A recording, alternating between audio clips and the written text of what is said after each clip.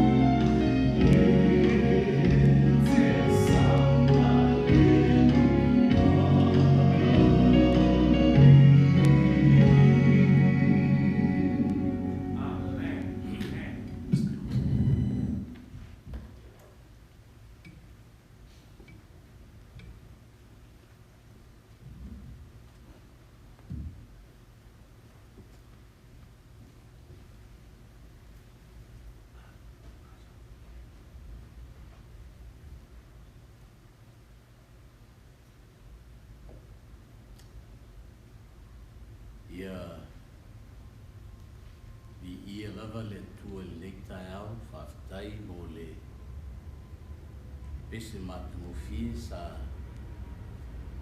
langingina nei tai au i ia le tua e lona lofa.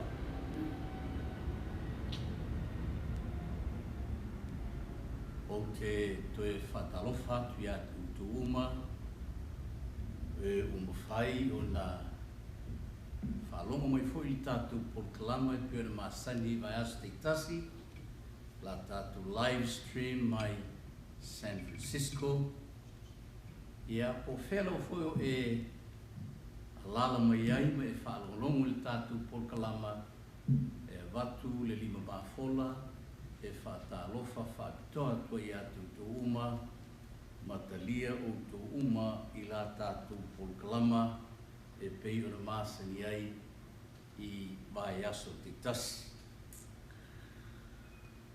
I want to welcome each and every one of you, wherever you may be this morning. I want to give you my right hand to shake with you, with your hands wherever you may be this morning. I want to say talofa lava and welcome to our live stream from San Francisco. Ola o whaia I ala tātou te talo. Iowo au lo mātou tua. Mātou te ole atu ia e whetalai mai. A mātou whaalongolongo I lau si ufonga. Ia awa o mai mātou I lau fionga li tuspa ia. Masi tia se loto ia watu le whaamuamua. Ia te oe lo mātou tua. Ia e whaamanuia whaakatoi lātou malawa o maua le awanoa. E whaalongo ai le nei tai au I lau fionga. Pe a lu filufina, pe a reto mai le langi. Whetalai mai, ono lo swafa o mātou wala au to Yesu.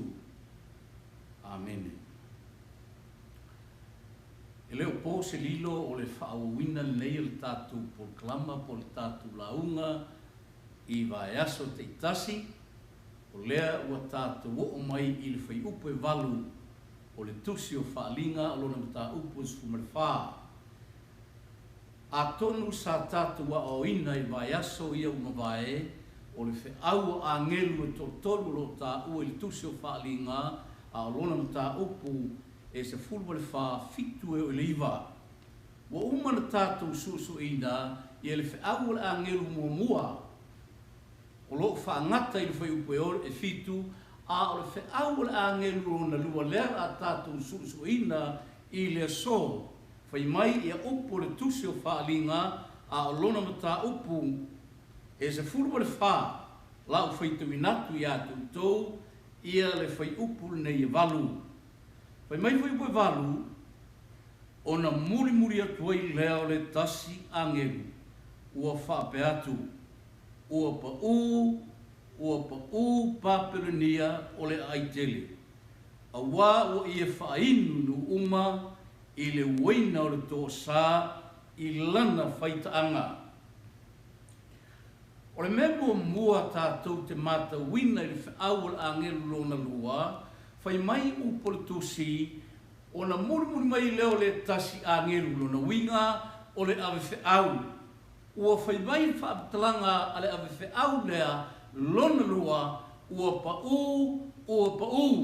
E whaalua na tā ua le upo, ua pa u Papelonia o lona winga, so se mea lava e tā ua e sigi atu le tasi, o lona winga e mamawhai le atua. Mai tā ua I le atua. Le te o fo I whai mai upo le tusi e wha maunia I le mau le tō lua po le tō tolu. O I leo tātou wāwai ai I le tusi o wha lingam tābu suma le wha I le wha awala angiru na rua whai mai ua pa u Papelonia o le aitele. A wā wana wha inu no uma I le waina o le tō sā o lana whaitaanga.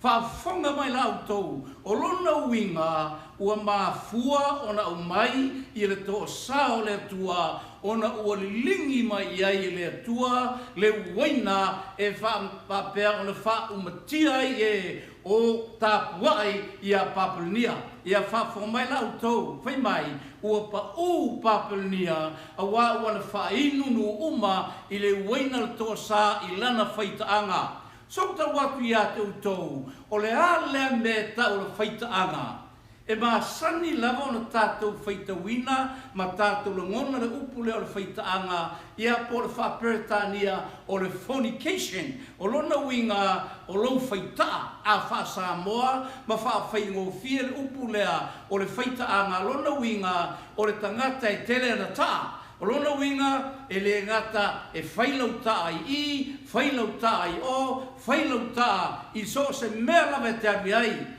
e ese lautaa e te pepe rolo to lua e se foi lautaa e fai galuenga e se foi lautaa e fai so se bete ai o leu tātou lua nei o Papelonia leu tāua i e tele ana tā awa leu fai mai wana whainu le waina o le to sa o lana faitaanga mua a tātou tele i oe wā ai i a Papelonia e mua no wha mati a tautou, o autou silfia, o le tusi o whaalinga, e ta taua o le tele o teimi, e o whaatasi le tusi o tānielu, ma le tusi o tā o whaalinga.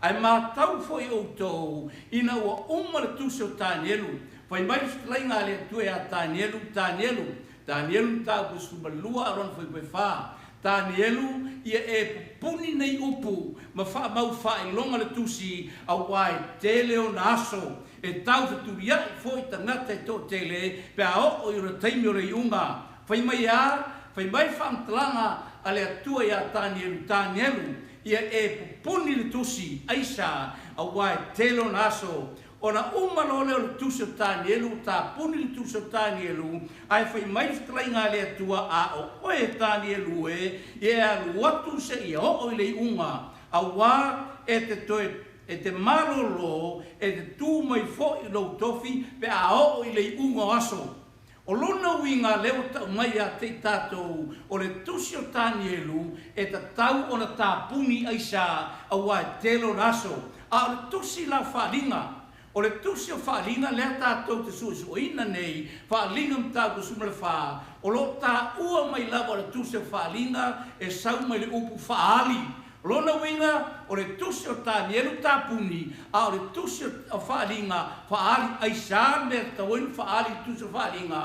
A wā foi leo whai mai e le to i eini aso ua tātou o i teimi o le unga le ana whai mai le atua i a Tānielu tā puni le tusi o Tānielu wha mau wha i longa le tusi la e ana te malo lo i le tunga mau ai te toi tū mai lo tofi ai a o le unga o aso o na tatala lo le tusi lea u whai ngoi na nei le tusi nei o le tusi o whaalinga mai le mawhai ona tātou malama i le tele o upu wāro anga o lotu sia le tusi pa ia ai maise lava le tusi o whaalinga se i vāna nāua e malama i le tala whaasolpito o le tusi o Tānielu a wāfoi o le tele lava o mea lea lotu sia i tono o le tusi o whaalinga ua umana tā o mai le tusi o Tānielu ia whaafonga lau tou a whai tātou te mātawina ma tātou vāva ai i le upu nei o Papelonia leo pau.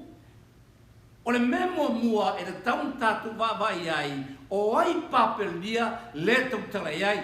Ma tuanga na leo wheatu i a te utou, a whai te le lama i mea leo tu sia le tusi o Tānielu, e te le lama foi i le bea leo tu sia le tusi o whaalinga. Aisha, a wai te taun tātou e au ili, po ai i a Papelonia, mua. O le tusi o ke nesen tā o sumaltasi, o lo tā ua mai ai i le olo Papelu. E leo Papelonia nā wā i naisa waile upu o Papelonia. O le winga le upu Papelonia, a whaperetania le confusion lona winga, ua palu whatasi po ua nubi whatasi. Ma fuanga na lea na wha ese inga ngana o le malama aisa a wā ua palu whatasi mea uma e sa waile winga le upu Papelonia. ma e leo Papelonia le tau taloina I peitai o lo tau tala le tusi o whaalinga ia Papelonia e peo le ta ua le tusi o Tanielu. Whawhamai o tau I le Tanielu mtau poe fitu o lo ta ua mai ei whai mai na whai nei loe Tanielu le whaalinga. I lona moenga na wawa I atu Tanielu ua pesi ma losi mai le matangi o no mai ei leo manu ai te tele lawa e wha e o mai mai sami.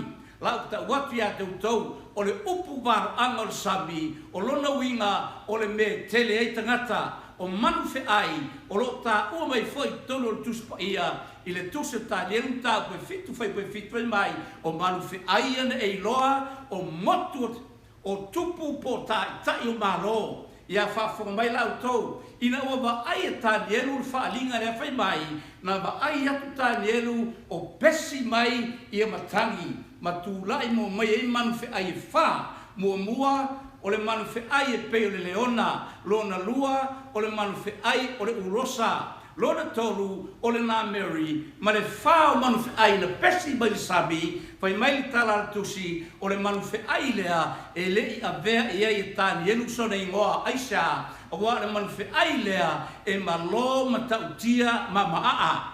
Lea la tatu wawa ai manu ai ne e wha mua fai mai o le leona ma o le leona la o le ata na po le whatuso Papelonia.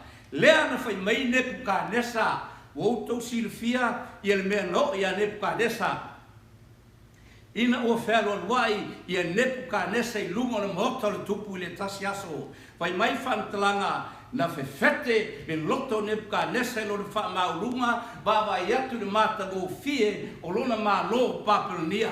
Ona ia fai mai e lo Nebukadnesa e le o Papelonia e nei le ai tele no o whai e lo malosi whawha mai o tau e le o Papelonia e nei le ai tele ma tau le upu le ai tele no o whai e lo malosi whai mai ina ua umaloro whai atu upu na a Nebukadnesa le tupu Nebukadnesa a e sauloa le sa vali whaapitoa mai le langi whai mai Nebukadnesa o le aso o le a e te ai matagata a o le a e ai whaatasi ma na nofo whaatasi ma manu lea la o tātou lo nei la tātou to e ofo I la le tusi o whaalinga e le lei tātou to e le tusi o whaalinga ia o tō mata wina la le tusi o whaalinga whai mai ua pa u Papelonia lea lea ai tele a lea whai mai Nebukadnesa e leo Papelonia e nei lea ai tele no o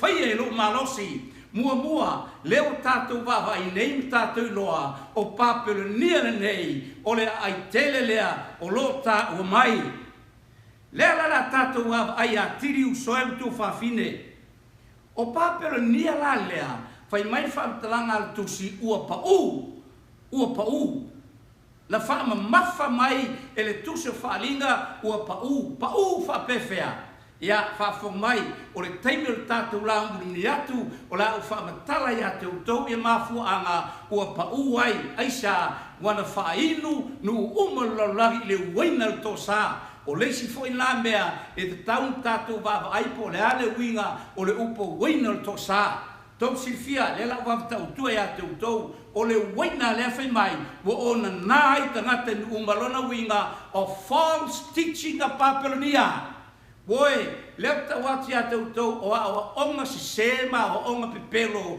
o awa onga perfecta pepelo, le ta umai, o le waina na, le o whainua e Papelonia, ia le nuu nei, pai mai, ua whainua e Papelonia, ma mafu anga na, ona, ua whai mai o tofu, sia le lalo lagi uma, i le waina to sao lana whaita anga. O le mea leo tātou mauti noa mua lava, e le ma fai foi tātou malama atiri, sei tātou vangana o tātou oe toe vai foi, ia le tala whaasolopito o le nu o le atua po Israelu. O tau si le fia, o le mea leo le whaitaanga, la si le apte atu tau, o le ala mea mawai mea leo le whaitaanga, e maua le mea leo le whaitaanga, whenever we talk, po le ala wale taimi tātou talanoa I mea lea, I le vau le umari, po le vau le tane ma le fine o ina sa wai le upu lea fornication ia pol faitaanga lona winga e tele au ta e te alu pelo lo te olua ia e te waru fo ilea e mai o ai lalu te wo ia na fa pe la le tasi pe ia ai ona ingalo ia toe mo to si fe fo file le fa mai ele ai ia se tasi ai fa mai Yesu e lima me fa polo na le ta utua tai fo file a fa pe nan mo tata faita na te le ta ua po oi tonu lava lana ta amoni an mafu anga na le pa ua Papelonia le anga faita anga Papelonia la tata wola tata te va ai ile tala fa solpito Israelu tau silfieu soel tu fa fine o Israelu sa fa ai poipo ile tua God married to Israel so tau tua la tau the reason why I'm going to explain to you the covenant between Israel and God and his people. Le mafu anga na fayel fe ngainga le tua malona nu o Israel. E taulo upulo fe ngainga pole e oso lor tatu mafu fau o le fe ngainga lona winga lo tau tala fa tau ile o siol fai poiponga atangata to lua o le tale malfine o le tua la sa osi fe ngainga Israelu lona winga o le tua sa fai poipo ya Israelu ya mobua a fai e te baba ai ile tuso e sotam ta gusuma neiva a lona fai upe fa se ia fa ngata mai fai upe ono o to silfia na feta lai atu le tua ya Israelu ina o sauna Mose lungo mo Sinai fai mai feta lai ngale tua Mose fai le nu a fai to te tua fa longo si fonga Jehova wo to silfia no o mai au to a pa au a eto mai ai pito ile mea no to no fo ai ai fai mai u por tu si ole ne foi a fai to te tua fa longo mai lo leo ma to siksi la fe ngai nga ona fai le o to ma lo ta o mo e sili no uma awa o lo lava le daro la uma fai bueno e fai foi o to ma lo staulanga manu pa ia moau o upu ia e te tau tala tuai whanau Israel o tau silfia o le atua leo fau tane a Israel pai mai le atua ia Mose alula ia tau le nupo le aso lato manatu ia ona saulo leo Mose whaama tala mai lo le nu ai fai mai tale nu le atua e ma tau te whaia lava pai mai fai pai walu ona tali whaatasi mai leo le nu pai mai matou te whaia lava mea uma ua whitalai mai ova ona momoli atuai le Mose o le upu a le nuu ia Jehova. So, who is Israel's husband? O le whasinila, o ai la le tane Israelu. Wautou silfia, o le atua o le tane le na Israelu. E le ai aspa ilo whisiri, o le atua sa fau tane ia Israelu. Woe, tau silfia, ona I una wa I yoe mai Israelu, yoe la matou whaia lava, ia wha whogalau tau. Ona hokono lenta upo luas fulu, I lungo le maunga Sinai, ona au mailo ne le atua, o lana tula fonu se fulu aisha, a wafoi, o vao sia, lona winga, whai mai le atua ia o le lei, taluai wau tau tari mai, o le a hosi tātou whenga inga, o le mea lea, o le a outou, tautua nama outou, o lea o vatua ia tau upu le whenga inga. So, e se fulu polo ingo le whenga inga, e ta tau ia Israelu lato tausi hai. The 10 Commandments, which was called the wedding vows. I am the Lord your God, who deliver you out of Egypt. Ya, lea me leu ta mai le tua, wa batulo e le tua la tula fono se fulu e fa matala tu ia o upu ia se fulu tato fengainga. Lea la tato toi nei, so the 10 commandments are the law of marriage, and I want you to be faithful to me. Wo to silfia na batulo e le tua la tula fono fe mai le tua I o le lei o upu na o tatou whengainga o te mana o ia tautou, ia o tau whamaoni. O tau silfia, e mana o lava le tale po le abafoi, ia whamaoni le tasi. Ma al mafu anga na tau silfia, so se tane lava e whai poipo, e fia ba ai ilana ba e whamaoni. Any husband in the world, they want to see their wives or their spouses be faithful unto him. Ya, fafo mai la, o si lo le whengai ngā le tua ma Israel, wau tau silfia la. O le whengai ngā le na o si lunga Sinai, wau tau silfia o le sea ngai ngā na, whai mai na soli, wa malava le tali ato le nu, i oe mātou te talia, i oe moni mātou te whaia, a tau silfia, e le i tau sia, e le nuo Israelu, i le whea ngai ngā lato o sia i le mongo Sinai. Ina wo olo le nda upu le tosu tasi le tusi, o ai fwoi nei o Jeremia, o na osi lo lea, whai mai e whamtalanga a le tusi, e mai, whauta o te o sia le whea ngai ngā mautou, e le pei o lau whea ngai ngā, na o sia mo lato te maa, i le aso na o mai lātou mai le nua i kupito o lau whea ngainga lea na lātou solia o au fōi na o ino ai a te lātou. Woto silfia whai mai lea tua ha? Whai mai lea tua o lau whea ngainga lea na lātou solia. Let me read in English verse 32 because there are the phrase there that we don't have in our Samoan translation. I want you to take a look at the Manuao. Langa e fai tau o loi te tonu o le fai upe tosu lua o le tusi e miam tau upe tosu tasi e le o iei tuspa ia Samoa a o lo mau le tuspa ia Papelonia o upula i o loi tonu tuspa ia Papelonia. My covenant which they break, not according to the covenant that I made with their fathers in the day that I took them by the hand to bring them out of the land of Egypt. Which my covenant that they break, although I was a husband to them, said the Lord. Ya, o fai taula na fai mai. Although I was a husband to them, elo yentus e fasamoa. But read the English translation, it says, although I was an husband unto them. Bafuanga na, woto silfia, fai mai lor sklai ngā lea tua. Vai mai loa, o te silfia,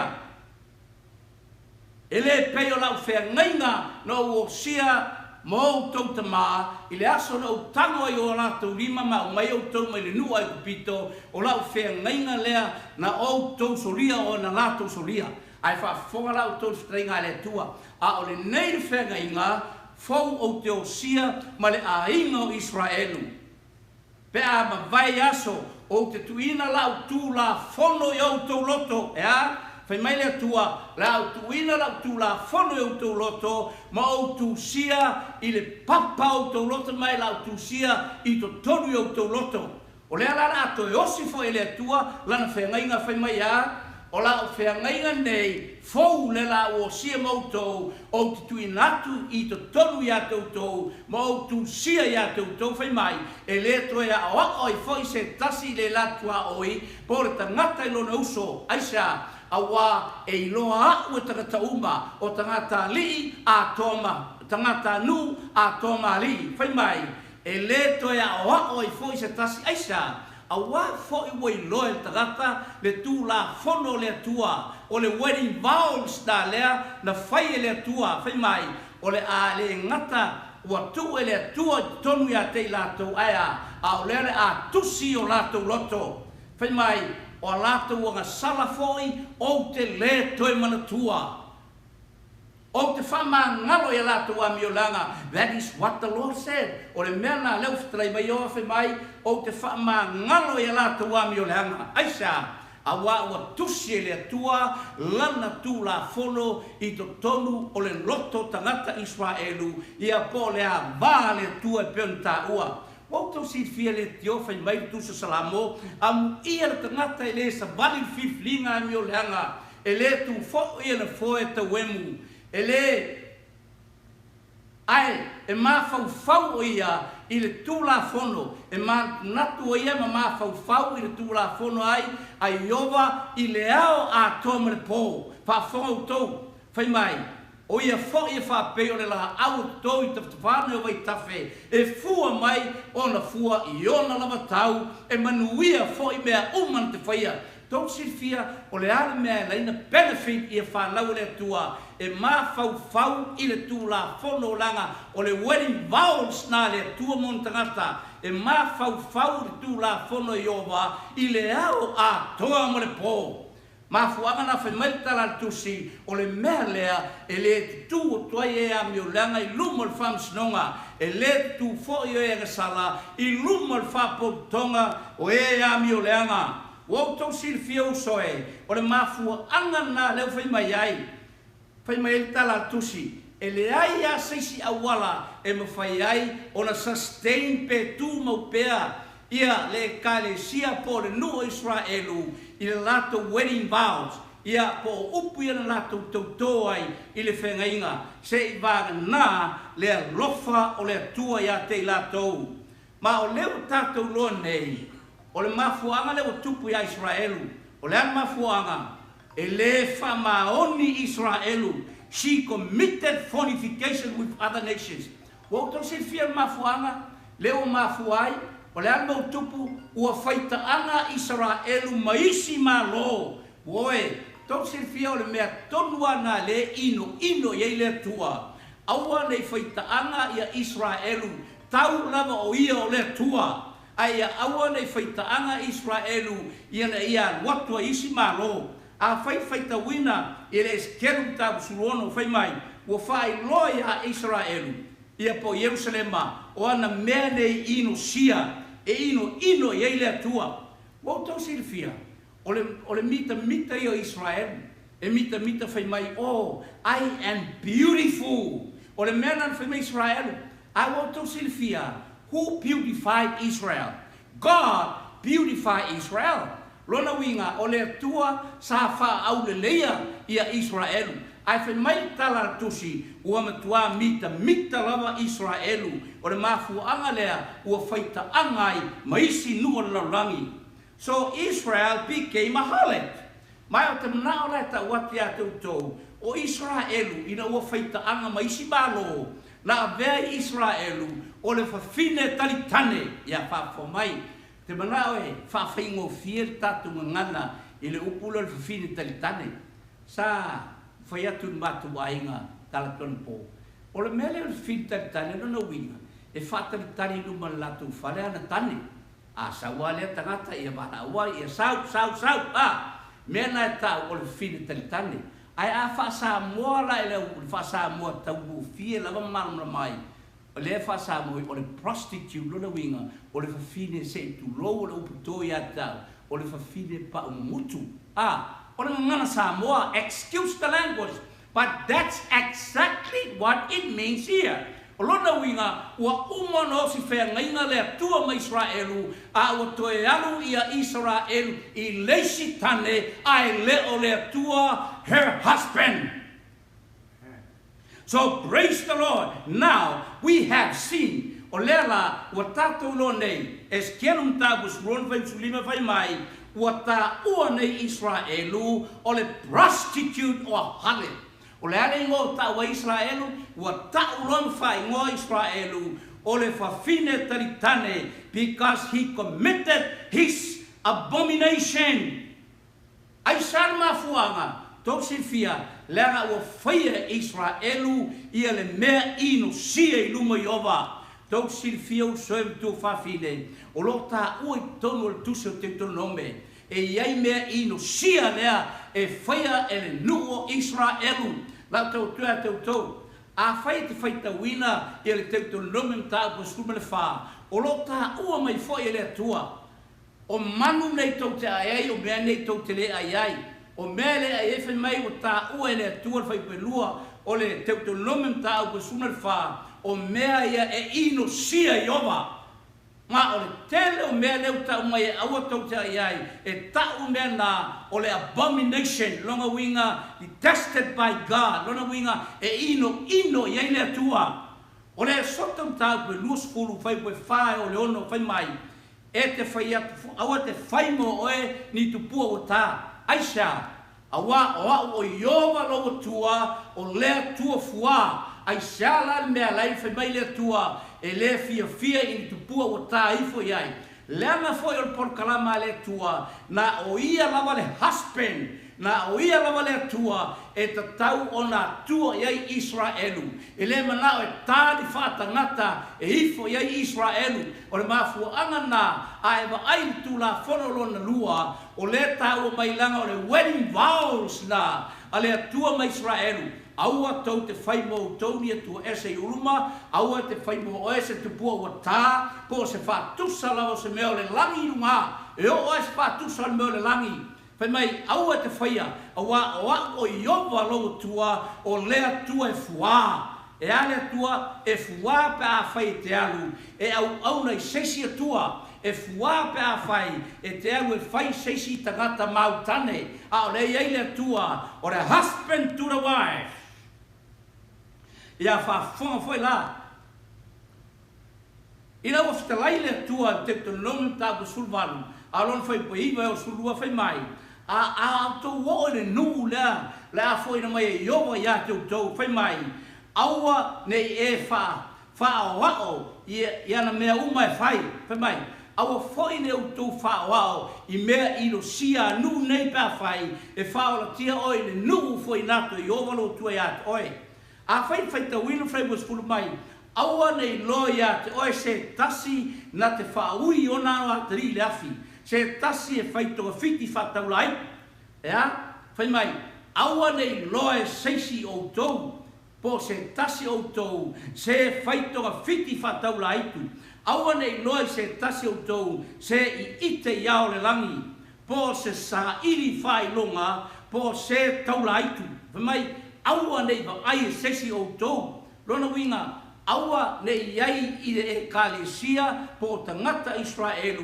I la tou o e whai mea whatau la itu. Po se iai se aitu wawalo. Po se sa iri atu I tangata oti. Tau si fia I le mele wa tupu nei. O le whawa lea sa tani tātou. E o sa iri whai pele. E o sa iri tangata oti.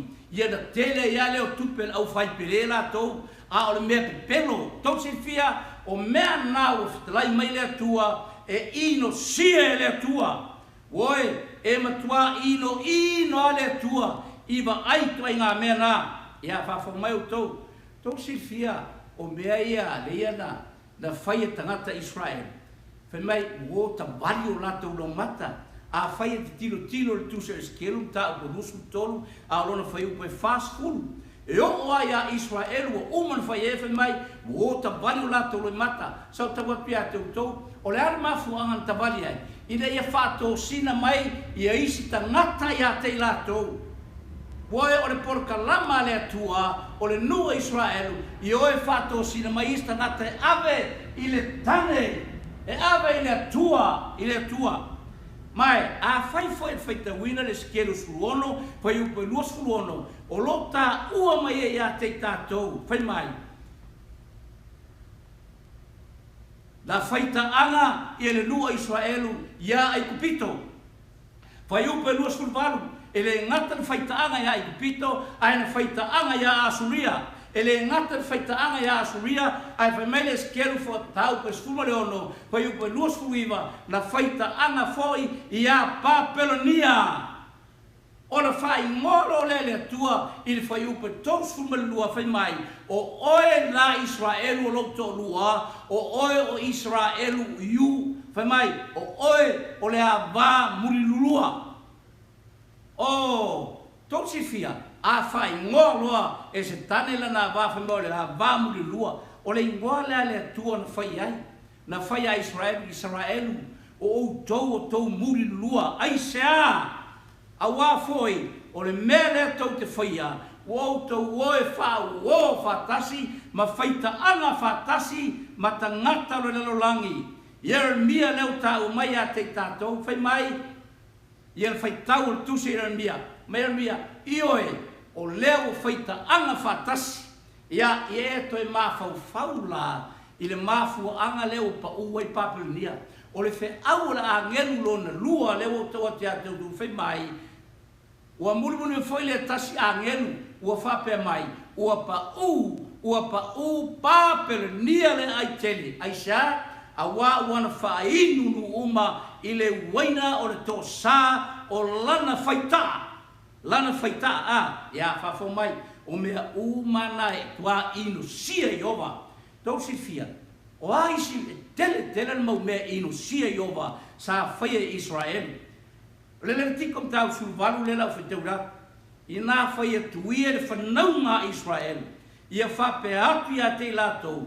O au o Iova lo tautua. Ma tau lan whai upe lusu lua.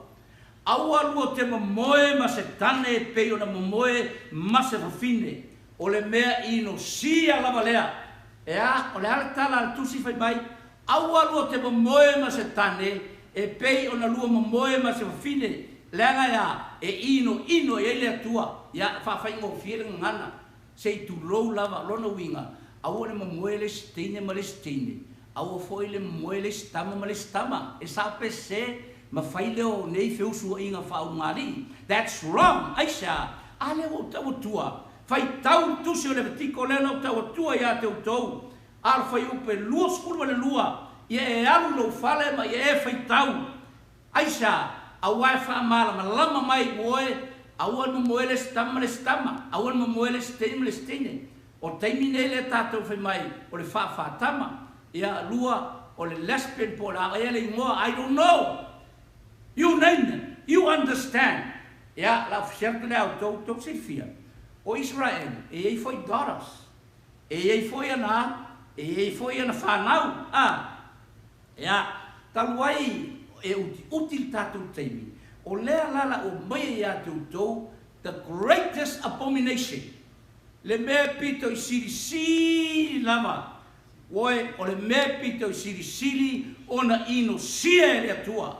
Lau tau atua lea te utonu me pito I siri o ino sia le atua.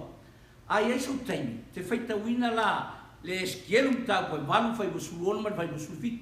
Lea lau whaita unatu ia te oe, whafo mai. Whai wasulu ono man whai wasulu fitu. Ona ia vele o au le loto atu, loto le whalo Iova. Whauta le whaitu, toa o le manu malo Iova. I le vao le whapaolonga ma le whale whaitaulanga, whata whaitaulanga. O tangata pe to lua furu mal to lima. O watu o lato tua le maru o Iova. A o waki o lato mata I sae, o lato wifu atu I le la I sae. O le almea tangata u whai mai. Wa o lato tua le maru. A wa wifu atu I le la I sae. Ia ba pongala pe subit. Ona fitalai mai loe ia tau le atari I o tangata. Wai loa elna. Se mea ma e la inga yuta ina ua whai o me ino sia o lo lato o whai ina. Wa lato whatu muina le nuhu sa wa lato toi liu fo I ono mai a tau whau wa lato o vae le la au I o lato isu. Ia whafo mai la almele o whai I tangata Israel. Wa o lato tuan maru ai tāpua I le lato silfia. E uia I mea uma ino sia, a o le mea le pito I siri o na ino ia Iova aisha, wa lato tapua I le la. O le wa o lato tua I maru, a wa lato tapua I le la, le oso mai le tu sae. Woe, la siri api a te utou, o ai na whaia le la. O le atua, le na whaia le la siri atu la atu, oe, na whaia le atua le la e te ifo iai. God never intended to have a son for us to worship. No way. Na whaia le atua le la. Ioe na whaia. Ai le whaia le atua I le la e tāpua iai. Ia lua. Ai whawhere aso. Na whaia le atua le aso le vai aso. E lau siriat. Na whaia le atua le aso le vai aso nei. Tātou tāpua iai. Woe o le tali, ele ai whai ele atua, au au tau silfia, e iai tangata la tāpua I le aso le la. Whether you like it or not, you name it because you understand. Like te loa, e iai tangata o lo tapuai I le aso le la. But there are people who worship on Sunday. Yeah, no, kasi may les tangata ya, tawai. Yeah, ole so fisilia tu la, ole ale fa Samoa, ole la. Yeah, for may tangata ya, ole san. Yeah, for ole ale fa Samoa, ole aso. Yeah, for may ole day. Yeah, so fisilia tu la ya, ole ale fa Samoa, te fa Samoa le Sunday. Yeah, for may tangata le, ole asa. O fapia ole tu sala na fa Samoa le tau mai yao. Fai mai oi, o le la san a le tei aso. Ia taula na whapea, o le aso la, a le wai fai mai, o le aso sa. La oe. We know and understand this was a greatest abomination of all abomination mentioned in the book. Aisa, o lewa ta'u mai a te tātou. Tau sinfia, o Israelu whatau nu uma Israelu, ia mea nei whatau I le whawhine taritane. Therefore, the husband destroyed. The greatest abomination is worshipping the sun. O le mea pito I sili lea ona ino ye ova aisa a wafoi wa whaia lato winga whaimai wa tāpuai I le la ia whapenei la tau sifia o ina motu I tele dai loa le leiam sifia le atua le leanga o le lato osi ngā whengaina a wā leo esel meu tāpuai ia ala fsiri atu ia tūtou na fia la le atu le ai whaimai o le mea lena ino sia le atua ia ala fsiri atu ia tūtou la tātou fwila whengaina fau Did Jesus marry his people? Sa fai poipo e Yesu yon tangata. O le tali ioe. Fafo mai, a fai tawina, I le Efeso tau po 5, fai po 5, ma le fai upo e 2 o lo tau mai, fai mai. Tane I auto wa lofa I auto wa e pei o ke riso foi o na lofa I le kalesia. Yes! Jesus married to the church. So they had a relationship with the church. Ia fa mai to lua ko nitum ta bu sutas foi po lua. Fai mai el fam talanga a wa o ma ele nga lofa ya to ile ma ele nga ele tau le tua. A wa o uma no fau tane ya to ile tane to tasi ina o moli ya to o le tau po fa maoni ai ya ke riso. It was a pure church. Don't see fear.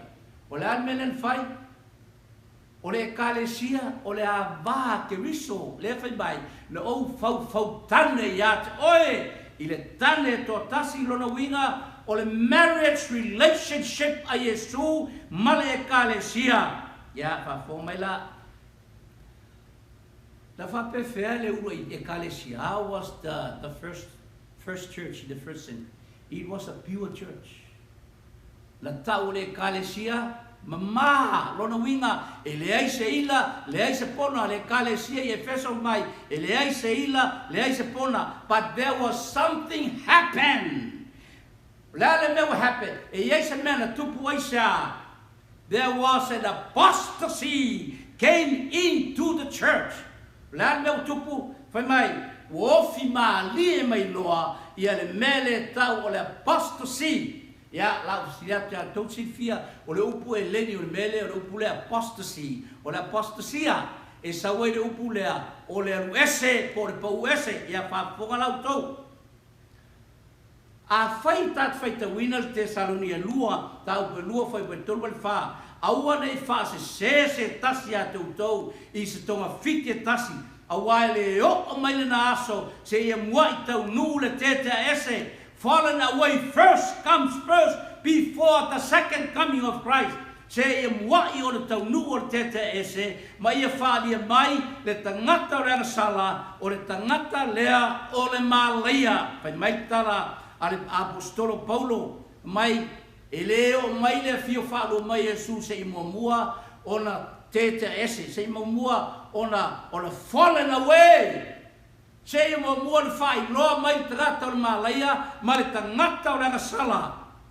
O ira o tau mai a te tātou, a whai mai whai koe whā. O le te atu ma wha māwalunga e ia ia te ia, e sili meo malawa, ua ua tuaina, Antichrist came into the pure church. Ia wha mai. Ma mea uma ua ifo i tangata, o lea o tie ai o ia malu o lea tua, peisea I o lea tua, o lo whaali mai o ia, o lea tua lava o ia, la o siriatu lea te oe. What does it mean temple? Whai mai o lea le wingo le upu lea malu. Oe, tau si fio le tero tagata lea whaava lea whai mai, e toi oe toi pia le malu i Yerusalema. There's nothing to do about the temple in Jerusalem. O lo ta ua, o le malu le tala e la apostolo Paulo, it was a Christian church. When Paul was talking about Corinthians and Ephesians, talking about the Christian church, ai fai tau wina foi le fesam tau pe lua, fai upa suiva ma fai bulful tasi, o lo tau talai Paulo o le Christian church. Lua konitam tau pe toru lo tau talai foi, the church of Corinth is the Christian church. Ia pa fonga lau tau. Lea la fai wiu tatou lecture il tai le tau nei. Lea la fai tau inati a de tau. La tatou toi va ai tu su falinga. A olonam ta upo sulfitu. Lea la fai tau inatu I a lona fai upo momua pa fonga. Wa sau foi le tasio a ngelu e to fitu sa ei poi fitu. Wa tau tala mai a tau o fape mai a tau sawia. O te fai loa ia oel fasalaina o le fine tali tane siri, leo ta mai o le fina, fa fine tane siri. O le tie e vai tele, ia fa fonga usoe. O le siri la, oi le ta o le fine tane, o le tele, mai tie e vai tele. Ale no fa ia pia tu. O le fe awala ngelu le luafe mai upa Papelonia, wala fa inu uma, ile waina o le tosa o lana faitaanga fa fine talitane ya lea la fai momua fe mai o te fai lola ya o le la fai lo mo e tu so falinga e tato le fa fine talitane o ai fine talitane to se fia o le fine talitane those who profess to be God's people ele fa pele lola tua a la tona fe mai e lola la tona tua so who is the hale ia la fai tauina oi la fin talitane ia la toe fai tau foi la ia oi fa linga tau sulfitu foi builima fai mai ia fa fonga mai la ua tu sia foi I lona mua ulu le ingoa o le mea lilo Papelonia le ai tele o le tinao fa fine talitane ma me inu sia I le lalolangi ia la le lo femeltus o ai fine talitane, o Papelonia le ai tele o le fine talitane, so tau atu le a tau, o ai Papelonia, wa uma Papelonia na ele tino, lea sa Papelonia ai, tatai tai ai e Nebuchadnezzar, lea sa take over e ai foi ne, o ngare au malo lea, Iraq, oi nasa yai Papelonia wa uma. What we are talking today, meleta taloi nei, o Papelonia fale nganga fai mai, o le nofoi lungo tie vai tele. Ya la siriatu oi vai tele. Ale tali mai foi tu so falinga tau po skulu. Fitu fai u sulima. O vai tele na tie va fini. O tupu o malo o le motu tangata to tele. So there must be a global leader sitting on many waters. E ai fine talitane fai mai, Papelonia fale nganga, e no foi malo ese lalulangi. Ea, what does it mean sitting on? That means he has an authority. He can rule any nations. O malo ia sa fai ai i le fine talitane mai. O lai sa fai ai so ta fine talitane has a power to overrule. O lo ia teia malo sia e pule ai. So harlot. There is a harlot church, a global church, a worldwide church. Ea, ua whaita ana whaatasi ba ia tupo lea, tupo lalangi.